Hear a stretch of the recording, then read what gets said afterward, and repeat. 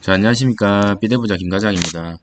자, 오늘 같은 경우 시젠 여러분 보시는 것 같이 소폭 상승하긴 했지만 증시 대비 사실 너무나 초라하게 상승을 했고 거래량도 거의 터지지 않았습니다.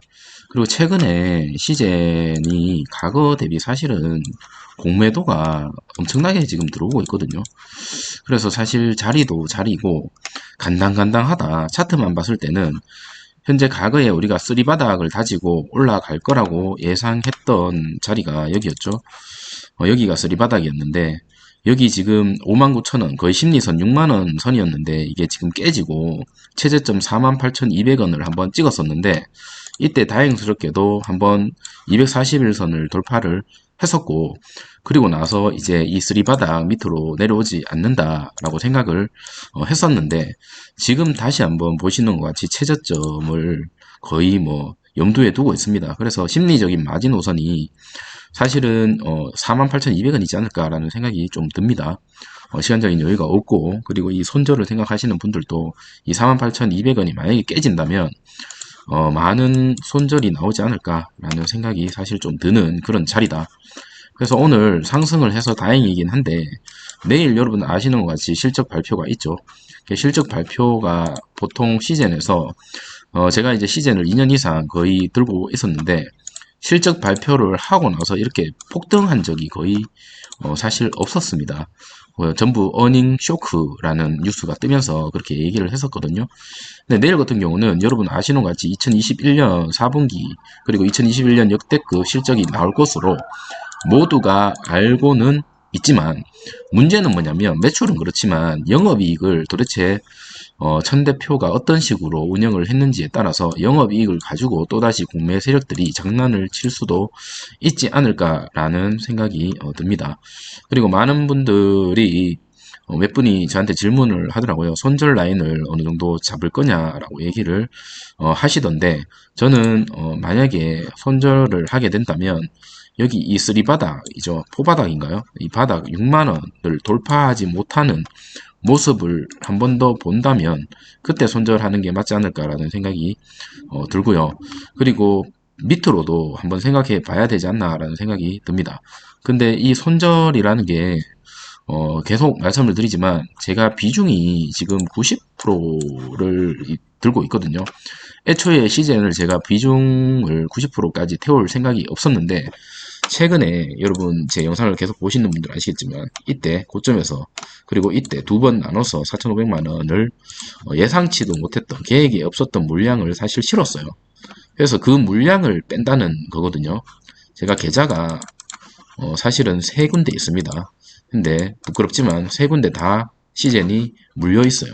그래서 이 계좌를 날리겠다라는 거를 여러분한테 말씀을 드리는 겁니다. 그래서 참고만 해주시면 좋을 것 같고 제 아이디가 삐대보자죠. 삐대보자. 그렇기 때문에 삐대 볼 겁니다. 삐대 볼 건데 비중이 사실은 지금 너무나 높기 때문에 어쩔 수 없이 이제 총알을 어느 정도 해소를 할 필요가 있지 않나라는 생각이 듭니다. 왜냐하면 지금 만약에 이게 진바닥이고 여기서 저점을 다지고 이렇게 올라가는 모습을 보여준다면 천만 다행이지만 만에 하나 이게 깨진다면 또다시 바닥을 어디까지 형성할지는 사실 알 수가 없습니다. 그렇다면 제가 물량을 여기서 빼면 여기에서 다시 진입을 할 수 있는 그런 상황이 올 수 있죠. 그럼 이만큼의 갭이 또 생길 수가 있죠. 진작에 사실 했었어야 되는 거죠. 손절이라든지 비중 조절이라든지 이런 것들을 진작에 했었어야 됐는데 저는 사실 잘 해왔다고 생각을 하고 있거든요. 하지만 요때 당했죠. 요때 제가 4,500만 원을 더 실어버리면서 비중이 많이 늘어나는 바람에 이런 선택을 하게 되었습니다. 그래서 영상을 보시는 분들 중에서 어이씨 임마 이거 삐대부자 카디만은 혼자 도망가냐 이렇게 얘기할 수도 있을 것 같습니다. 그래서 이런 설명을 드리는 거고 끝까지 가보자. 저는 끝까지 가보기로 여러분들과 약속을 했고 그리고 손절을 하게 되면 여러분한테 공유하겠다라고 말씀을 드렸기 때문에 이런 얘기를 합니다. 그렇지 않고서 그냥 손절하고 익절하고 뭐 여러분한테 얘기했던 거 그런 거 안 지키고 그냥 영상 찍을 수도 있어요. 근데 제가 처음부터 약속을 했던 거기 때문에 여러분들한테 이제 보여드리는 겁니다. 물론 주식을 돈을 잘 벌어서 이렇게 버는 영상만 보시는 게 가장 좋지만 저처럼 약간 이런 여러분과 비슷하죠. 지금 사실 저점대에 다 있기 때문에 다들 물려 있지 않을까라는 제 개인적인 생각이 들거든요. 그래서 이런 것들 보면서 여러분 아시죠? 주식 고수들은 깡통 한 번씩 다 차본다. 그래서 저도 이거를 심기일전 해가지고 다시 한번 좋은 모습 보여주도록 저도 노력을 해보도록 하겠습니다. 내일 가장 좋은 거는 실적 발표하기 전에 갭 좀 띄우고 이게 눌리지 않고 마무리가 되는 게 가장 좋은 모습이고요. 가장 좋지 않은 거는 처음부터 이렇게 눌리면서 끝나는 거. 그리고 예상되는 거는 이렇게 올렸다가 어느 정도 조금 이 정도까지는 안 올라갈 것 같은데 조금 올렸다가 실적 발표 후에 하락하는 모습을 좀 보여주지 않을까. 하지만 제가 바라는 거는 이 최저점 48,000원을 깨지만 않아줬으면 좋겠다. 여기만 깨지 않고 이게 진짜 바닥이다 라고 생각을 하게끔 좀 부탁한다. 내일 부탁한다. 하지만 이런 차트들이 나올 수도 있습니다. 사실 페이크죠. 깨고 나서 이렇게 올라가는 차트. 그럼 여기 이제 다 틀리는 거죠. 그래서 사실은 주식에 답은 없는데, 사실, 비중 조절이나 분할 매수, 분할 매도는 사실 정말 필요한 부분이기 때문에, 그렇기 때문에, 이렇게 대응을 하겠다라고 여러분한테 말씀을 드렸습니다. 그래서 내일, 시장이 좋은 흐름, 특히 시젠이 좋은 흐름을 좀 보여줬으면 좋겠다라는 생각이 들고요. 시외에서 소폭 상승하긴 하는데 물량이 크지 않기 때문에 사실 크게 기대감은 없다라는 게 제 개인적인 의견이고, 오늘 같은 경우는 사실 코스닥 같은 경우 여러분 보세요. 4.55%입니다. 4.55%나 올랐어요. 상승이 1376 종목이고 하락이 66개입니다.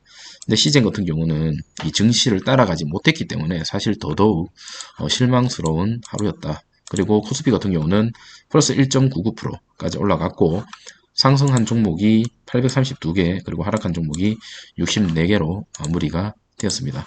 자, 오늘 수급을 잠깐 살펴보시면 오늘 같은 경우 시젠 같은 경우 외국인만 소량 매수를 하긴 했습니다만 최근 공매 세력들이 이 외국인이 사실 주체가 많이 되어 있거든요. 기관과 외국인이 공매를 많이 치고 있기 때문에 안심할 수가 없다. 수급적인 부분에서도 오늘 양끝 매수가 좀 들어와줬으면 좋았을 건데 지금 기관은 매도로 대응을 했고 내일 과연 어떤 모습을 보여줄지 사실 기대 반 걱정 반 하고 있습니다. 특징 뉴스 빠르게 살펴보고 영상을 마치도록 하겠습니다.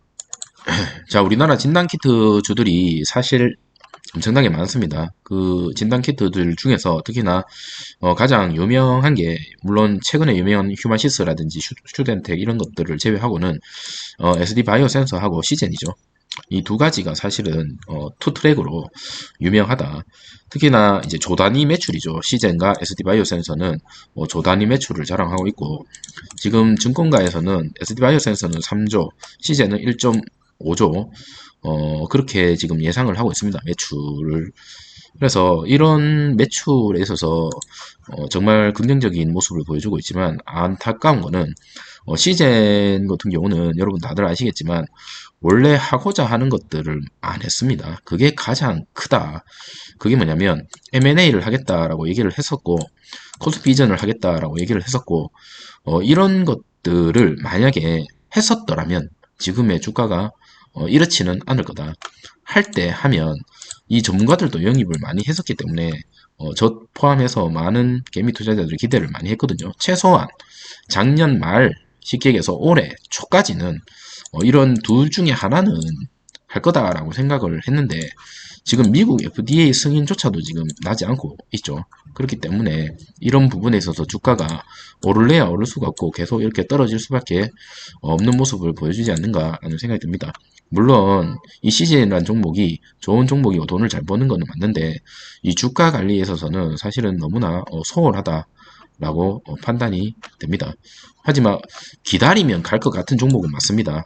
하지만 또다시 다르게 생각한다면 우리가 눌릴 때는 어느 정도 비중을 조절하고 다른 종목으로 어느 정도 갈아타면서 손실을 만회하는 방법도 나쁘지 않다라는 생각이 듭니다. 물론 저처럼 비중이 90%가 아니라면 모르겠습니다만 저처럼 뭐 90%, 100%의 비중을 갖고 있다면 이런 전략들도 뼈를 깎는 어떤 고통이죠.